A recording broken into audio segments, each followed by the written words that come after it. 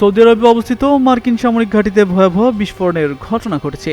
ইরানের আধা সরকারি সংবাদ সংস্থা তাসনিম নিউজ এজেন্সির বরাত দিয়ে ব্রিটিশ সংবাদ মাধ্যম দ্য গার্ডিয়ান এ খবর জানিয়েছে। প্রতিবেদনে বলা হয়, ইরানের ইসলামী বিপ্লবী গার্ড বাহিনীর সঙ্গে সংশ্লিষ্ট এই সংবাদ সংস্থা বলেছে, বিভিন্ন আন্তর্জাতিক সংবাদ মাধ্যমের খবরে সৌদি আরবের পূর্বাঞ্চলীয় সুলতান আমির ঘাঁটিতে ড্রোন হামলার কথা উল্লেখ করা হয়েছে।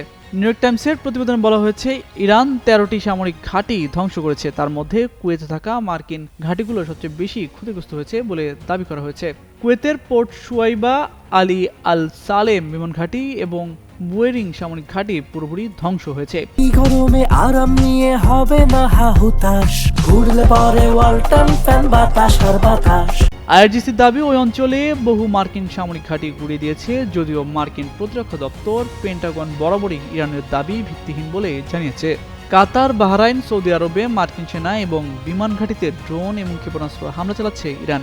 এর মধ্যে নিউ ইয়র্ক টাইমসের প্রতিবেদন আলোচনার জন্ম দিয়েছে, যদিও মার্কিন সরকারের পক্ষ থেকে এই বিষয়ে কোনো প্রতিক্রিয়া জানানো হয়নি। প্রতিবেদনে উল্লেখ করা হয়েছে, কাতারের আল উদেইদ বিমান ঘাঁটিতে থাকা যুক্তরাষ্ট্রের শক্তিশালী রাডার ব্যবস্থাকে ধ্বংস করেছে ইরান। এই ঘাঁটিটি মার্কিন সেন্ট্রাল কমান্ডের আঞ্চলিক সদর দপ্তর।